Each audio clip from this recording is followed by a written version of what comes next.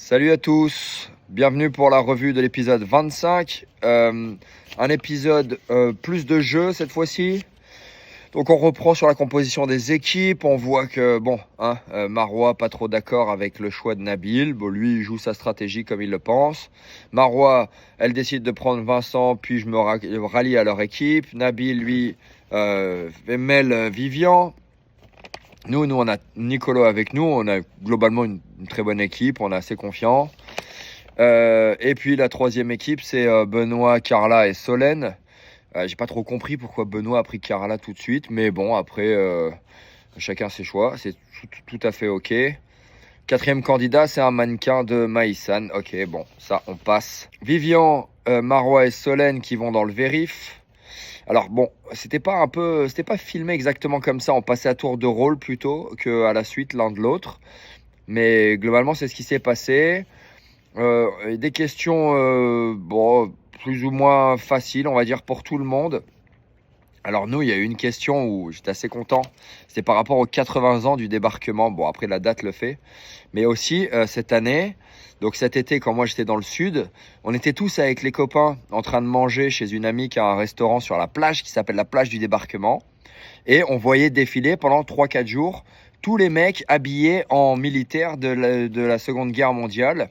Il y avait une grosse exposition avec des dizaines de véhicules de la Seconde Guerre mondiale sur le port à Cavalère ici.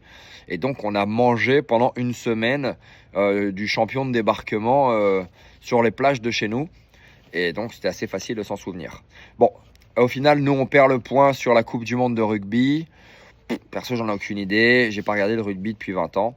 Mais voilà, c'est comme ça. La troisième équipe, elle a des questions sur les gagnants de W9, plus sur les Jeux Olympiques. Alors de mémoire, Yannick Noah, il était à la cérémonie d'ouverture, mais c'est la cérémonie d'ouverture des Para-Olympiques et non pas des Jeux Olympiques. Il était peut-être pieds nus, par contre, ça c'est possible. Question de départage, Vivian qui buzz sans savoir et qui nous sort un LA. Je suis pas vraiment sûr qu'il le savait, mais bon, on va le laisser comme ça, c'est pas grave, ça fait partie du jeu.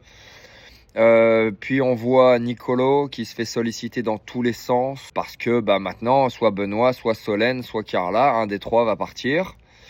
Alors d'un côté, on a Vivian qui fait campagne pour Solène, de l'autre côté, on a Carla qui fait campagne pour elle-même. Et on a Benoît qui est, de par son ancienneté et de par sa façon d'être, assez proche de plus de la moitié des joueurs et qui n'a limite pas besoin de solliciter, mais bon, qui a pas mal de votes de son côté. Bon, on passe sur une séquence de reality, sachant qu'on ne connaît pas exactement les modalités de vote, donc c'est de la pré-campagne, mais on ne sait pas non plus si ça va avoir un impact ou pas. Les votes se font de la manière suivante. Donc on a Toto, Vincent, Marois et moi pour Benoît. Je décide au dernier moment de changer parce qu'il y avait eu peut-être des accords, je me souviens plus très bien, mais il y avait eu des accords sur qui votait qui et pour qui. Moi je pensais sauver Solène, mais au vu de voir que Benoît pouvait être mis en danger, j'ai décidé de changer pour suivre mon groupe. Ce qui s'appelle une stratégie en soi, c'est pas une question de se faire pisser dans le cerveau et d'être un mouton. C'est juste de voir midi à sa porte dans un jeu comme celui-ci. On n'est pas trop dans le social à ce stade du jeu quand même. Vivian, Nabil et Mel, sans surprise, votent pour Solène. Et on s'arrête au vote de Nicolo, qui va plus ou moins définir si Benoît prend l'avantage et est sauvé, ou si Solène a encore une chance de rester sur le banc tranquille. Puis voilà, épisode fini. C'est tout pour aujourd'hui. Maintenant, je vous envoie les punchlines. Il y en a plein, préparez-vous. Là, j'ai une liste. Mais comme l'épisode est plutôt court, c'est pas grave. Alors, première punchline.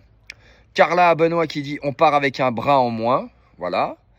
Deuxième punchline. Carla qui se met la tête contre le mannequin et qui dit « Maïsan, rentre dans la tête de Carla ». Voilà, je sais pas si elle a réussi, mais... Vivian qui parle de calories dans le sang. Ça, c'est une info intéressante. Et puis après, plus grosse punchline qu'au début, je me suis dit que je vais pas citer pour les plus jeunes. Et puis qui a été répétée une deuxième fois encore par Marois. Puis après qui a été répétée par Solène.